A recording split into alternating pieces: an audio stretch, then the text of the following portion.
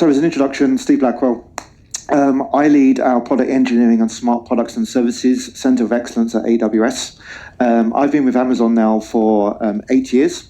Contrary to my accent, I'm actually based in Seattle, but I have a global role. And it's actually nice to be back here in Helsinki. I was trying to remember the last time I was back here, and I think it was just before COVID when JP had me over here. So it's actually nice to be back here finally. So I want to take the next 30 minutes to really talk about what we're seeing happening in the manufacturing industry, and more specifically, how getting access to data and how customers are achieving that, either through a manufacturer or smart machine, is kind of key, and how we see kind of OPC UA or just OPC and just an open standard and data modeling is going to really be key to driving transformation in the industry. So, by the way, as I go through this, if anybody's got any questions, please just raise your hand, shout out, because it's probably better for this to be more interactive than me rabbiting on for 30 minutes. Anyway, so everyone talks about kind of digital manufacturing, Industry 4.0, and we've been doing this probably since the mid 2010s or whatever it is.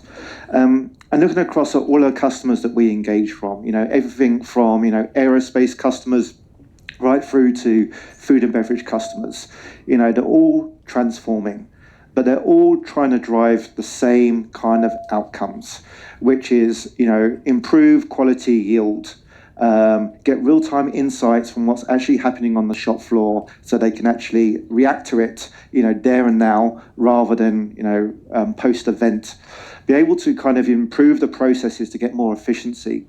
We're all talking about kind of the skill shortages, that are affecting manufacturing today. How can they actually do that? How can they capture knowledge and apply that knowledge to actually drive more efficiency? And how can manufacturing become more flexible and kind of resilient to kind of the supply chain disruptions that all manufacturers are seeing today?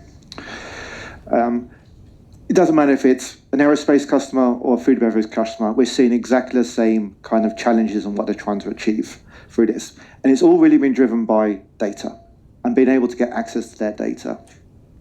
And what we are seeing is that customers that actually are being successful in going on this journey and actually getting their data and being able to use that data are starting to see kind of value from that. Everyone talks about automotive as kind of like the leader when we talk about OEE. But in reality, most OEMs are probably only around about 80-85% OEE, and that's world-class leading type thing. So even kind of like 1 or 2 points improvement on their OEE is really going to drive value for them. And we're seeing this kind of across the whole manufacturing industry. There's 1 or 2 percentage point gains, either in kind of quality, energy efficiency, getting more products faster manufactured and to market is really driving value for manufacturing. So we are seeing kind of the results there. But there are challenges. And every manufacturer has basically the same challenge, which is, getting access to that data. I think manufacturing has been great at creating standards. The fact that we've created over 400 different industrial or field bus protocols in the past, and that has really brought kind of a legacy that we need to address to be able to get access to that data. So, how do we get access to that data? How do we actually integrate that data in a standard format to actually be enabled to be used? But I think the key thing here is scale. The amount of customers I talk to that manage to implement these projects, either predictive maintenance or predictive quality, on one manufacturing cell or one plant, but we've got 50 factories, 100 factories, and they really struggle with being able to scale that use case from that one implementation across the whole ecosystem. And for us, the way that you can actually really kind of achieve that is by standardization, by adopting things like OPC UA across their organization so they can actually get access to the data in a standard format and actually understand what that data is. More specifically, have that data turn into actual usable information. So I just want to talk about, everyone's talking about, and I'll get into a little bit, automation and robotics. We haven't actually managed to get access to our data yet. Yeah, everyone's now talking about physical AI and how robotics are going to solve all manufacturing problems. And I really want to kind of focus on this a little bit, because I think everyone's getting excited about kind of physical AI, but in reality we're still going to have the same problem that manufacturing has today, which is I'm sure most manufacturers today are what we call level 1 automation. They have robotics since the 90s in their factory environments. Okay, we are seeing a lot of manufacturers start to kind of move into what we describe as level 2, this kind of adaptive world, where they're starting to use machine learning to actually interact with robotics. So, for example, having a robotic arm doing welding has a camera on it that can actually use infrared or catch images to actually understand exactly the quality of that weld and be able to report that back. Or, even ourselves in Amazon, we're starting to use kind of cameras and robotics to do sensing to identify the orientation of packages so that we can actually manipulate the robot to actually pick up and address that randomness and so forth.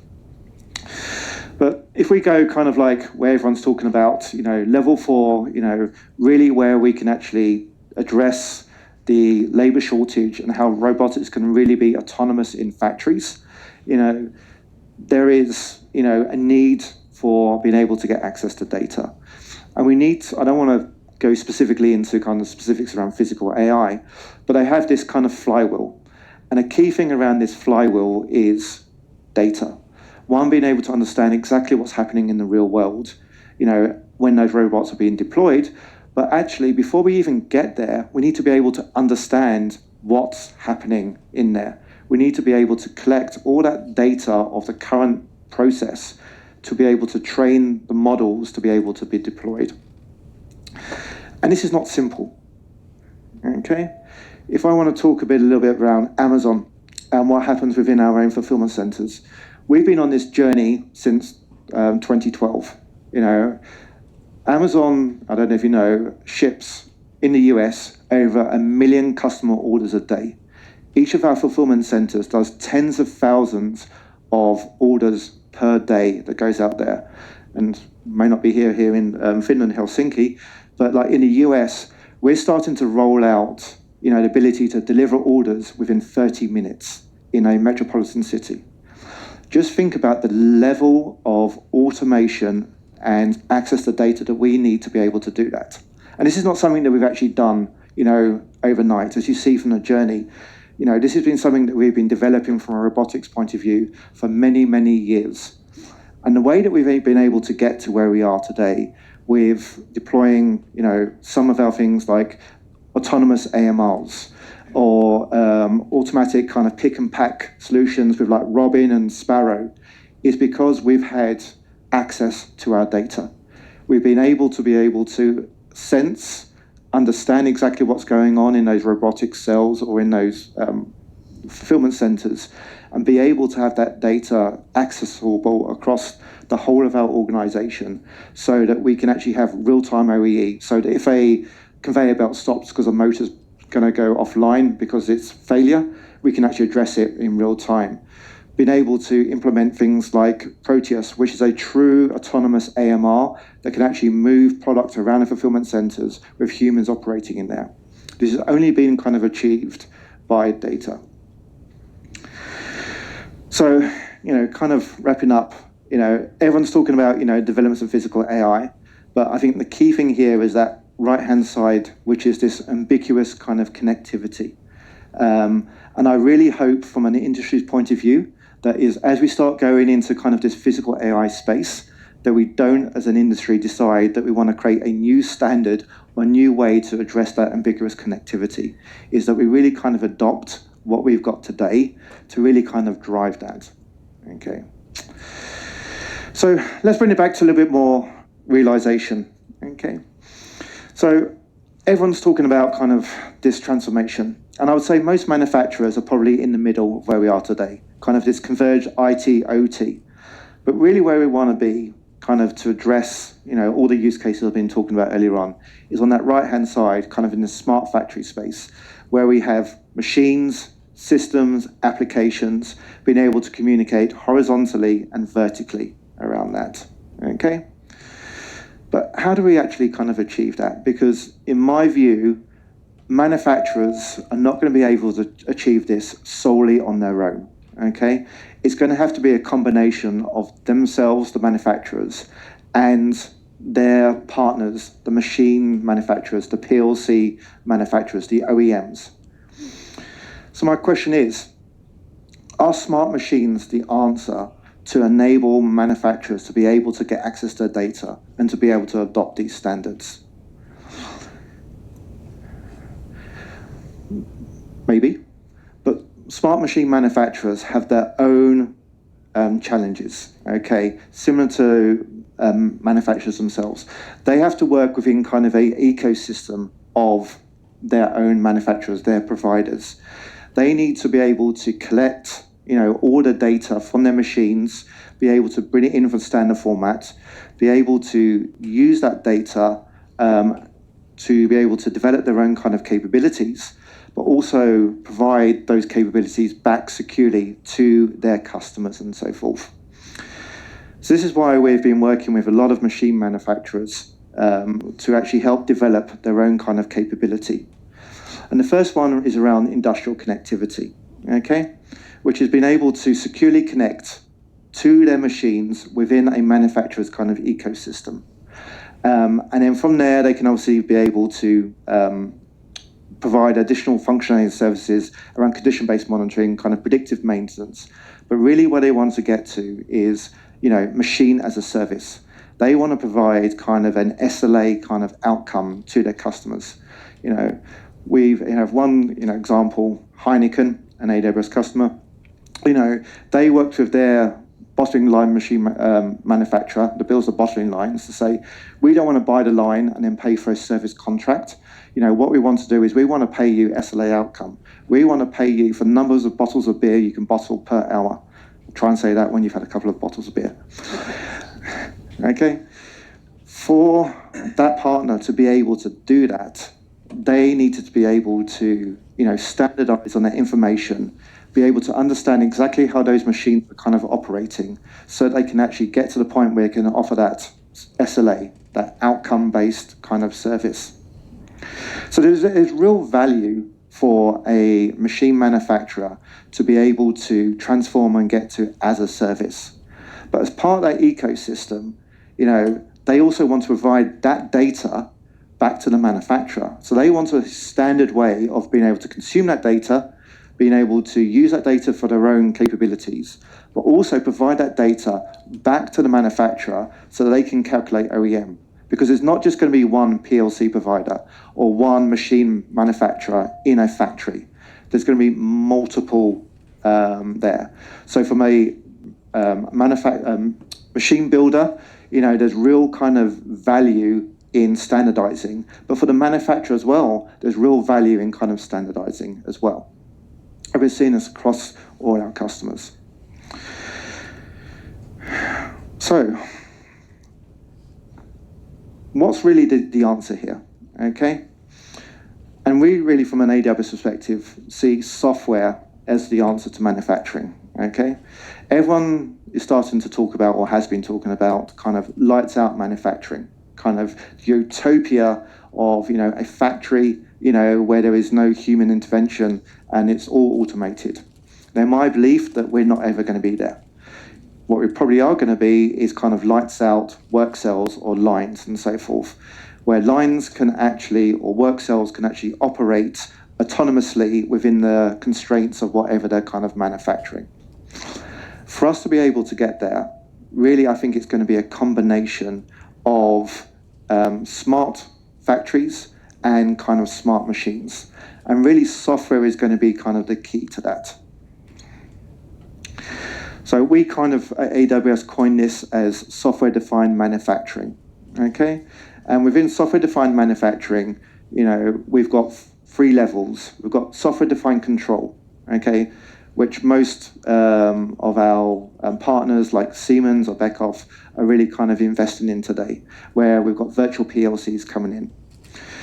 Next level up is we've got software-defined automation. This is really where we see the value of cloud coming in, because this is where the cloud can actually start to provide kind of orchestration across all those different control systems and allow those different control systems to be able to talk to each other.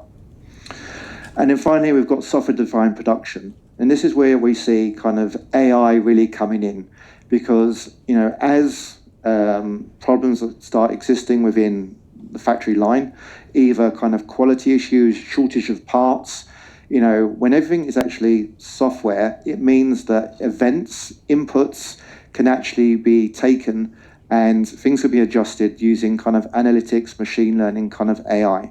So we see the real value of kind of software-defined manufacturing is that software-defined production, where you've actually got feedback from your production systems back into automation, back into control systems, to be able to kind of adjust to the micro events that kind of happen across a production day. But kind of key to that, is we see smart machines really kind of fitting into that. Because if the machine OEMs actually enable their products to be software defined and actually fit into kind of this ecosystem, and the machine OEMs build kind of the capabilities, so software is at the foundation, they have this data foundation that allows them to be interoperability between each other, but also the larger ecosystem, and be able to take inputs from kind of artificial intelligence. It will really help the industry kind of move a step forward, because you're not having to integrate multiple different systems, which we've had to do in the last couple of years. We've really been able to just be kind of plug and play into kind of software-defined manufacturing, because if we all adopt a single standard of being able to integrate machines, manufacturing systems, it's really going to be key to unlocking and moving the industry forward.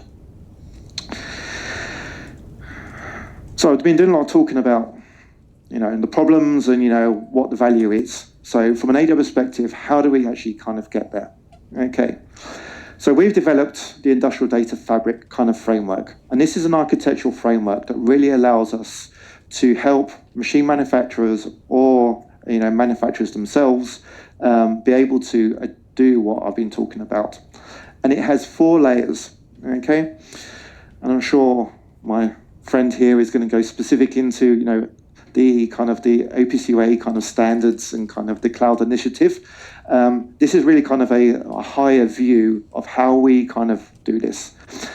This is very kind of agnostic from an AWS point of view. We have partners out there, and our partners kind of plug and play into the kind of this architectural framework, okay? But really what we want to do is we want to simplify the way that manufacturers can be able to get access to their data and be able to use that data, and focus on 4 key layers, which is ingest. Connect to those PLCs, machines, manufacturing execution systems. And we really see kind of, OPC, and initiatives and the standards key to that ingest layer of being able to make it simple and actually have a standard way of ingesting and understanding that data. Next one is kind of storing that data. Having the data stored in the right format and having it available to be able to be accessed from whatever application or use case you're addressing on. And the final one here I want to focus on is contextualization, okay? Contextualization is key. If you look at the information coming out of a PLC, and most times if someone actually looks at it, it's not human readable, it's not usable data, okay? And having that data kind of contextualized and in a format like OPC UA, so it's understandable, is a real accelerator for manufacturers. Okay, so that contextualization layer of being able to have your data come into your cloud platform, modeled around your particular assets, or being able to fed into the manufacturing knowledge graph in true contextualization is really kind of key to driving this forward. So what does software-defined manufacturing look like, today on its isolation, okay? So there's multiple different kind of capabilities around this. From an AWS point of view, when we talk about cloud in manufacturing, we talk about hybrid cloud, which is the AWS cloud and industrial edge. And all the industrial edges are the extension of the cloud into the four walls of the factory and just running on compute and storage locally. But the industrial edge is really kind of key to this transformation of being able to connect to your industrial systems to be able to bring that data in, okay? And really, obviously, there's multiple kind of capabilities around now about connecting, having your data pipelines, enriching your data, to not have it into a state where you can actually apply artificial kind of intelligence or analytics on top of that. But, if you look at that, in isolation, being able to connect to those machines, especially those legacy machines, is kind of a real challenge and an additional step. So this is why we think that, smart machines is really kind of key to this. And I won't go into too much detail around this, but we have architectures around how we can actually build a smart machine kind of capability that's more plug and play for manufacturers. And if you look into the context of how that fits together, is we can actually get rid of that whole kind of legacy kind of connectivity of bringing data in. And if that smart machine uses standards like OPC UA and publishes that information to the cloud via kind of an API, from a manufacturing point of view, or a manufacturer myself, it's a lot easier to be able to integrate, because if machine manufacturer has actually made the data available for me, using a standard, using a cloud API, using OPC UA as a standard and kind of profiles, it means that I don't have to do any of the heavy lifting and so forth. I can just take that data and just integrate it directly into my data platform. So, I really see, manufacturing and the transformation of manufacturing is not going to be done solely just by the manufacturers themselves. It's really going to be a combination of the industrial automation vendors and the machine manufacturers adopting these standards and capabilities and being able to basically provide it as a service and really plug and play for manufacturers, so they can focus on the value add of improving quality, improving production processes and performance, addressing the skilled labor shortages. And the machine manufacturers, the industrial AMs, can add their value as part of their capabilities. And with that, I think I'm on time. I'd like to say thank you. I'm going to be around all day, so if anybody's got any questions, please let me know. I will say, for all of those that are technically inclined and are used to AWS, I have lots of architectural diagrams. So I have all of what I've just been talking about is architectural patterns. I will quite happily share these. These are all public. I know probably 50% audience like to see our lovely coloured icons. 50% are just like, what the hell is going on here? So we do have it available. So with that, thank you and I appreciate it.